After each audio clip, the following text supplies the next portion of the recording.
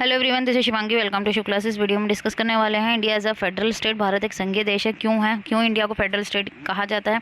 तो अब क्या है, इंडिया के अंदर जो सेपरेशन है पावर की जो सेपरेशन है, शक्तियों की जो सेपरेशन है, वो किसके बीच में है?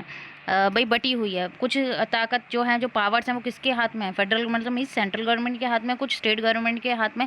इसी की वजह से इंडिया को क्या कहा जाता है? फेडरल कंट्री कहा जाता है, संघीय देश कहा जाता है। तो यहाँ थ्री लिस्ट हैं किसके बीच में? सेंट्रल स्टेट गवर्नमेंट के बीच में, कि क्या क्या पावर जो है स्टेट गवर्नमेंट के पास है, कौन सी सेंट्रल गवर्नमेंट के पास है, और कौन सी जो है दोनों के पास है।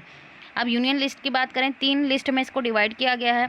तो इसके अंदर आते हैं नेशनल इम्प्लीकेशन से रिलेटेड जो टॉपिक हैं, like military, foreign affair, finance, bank, communication.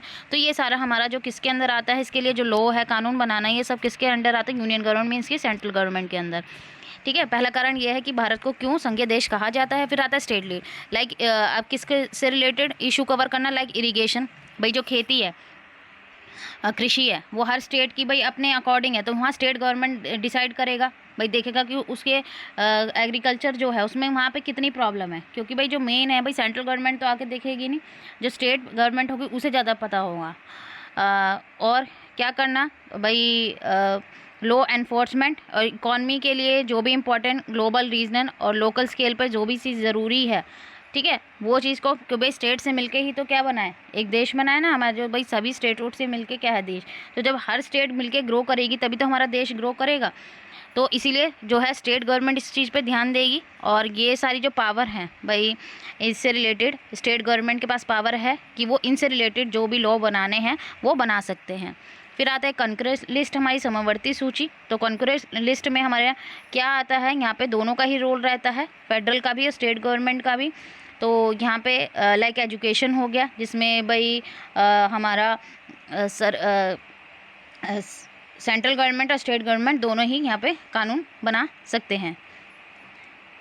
तो फेडरल फीचर जो है इंडिया कॉन्स्टिट्यूशन का, भाई यहाँ पे वो इसीलिए है क्योंकि उसके भाई पावर को डिस्ट्रीब्यूशन के लेकर सेंट्रल स्टेट गवर्नमेंट के बीच में आर्टिकल 246 जो है कॉन्स्टिट्यूशन का, उसमें पावर दी गई है दोनों ही सरकारों को। ठीक है, जो है हमारी केंद्रीय सरकार और राज्य सरकार दोनों को ही भाई लॉ बनाने के लिए, जिसमें भाई 3 लिस्ट प्रोवाइड की गई है, जिसको हम तीनों को हम पढ़ चुके हैं। और जो फेडरल नेचर है इंडियन कॉन्स्टिट्यूशन का, वो कहाँ से अडॉप्ट किया गया है? जो कनाडा का कॉन्स्टिट्यूशन है, संविधान है, वहाँ से ये अपनाया गया है। ठीक है, नेक्स्ट वीडियो में हम लोग पढ़ने वाले हैं लोकल गवर्नमेंट भारत के अंदर। तो आई होप आपको क्लियर हो गया होगा। अगर वीडियो अच्छी लगी तो like share and subscribe my channel. Thank you.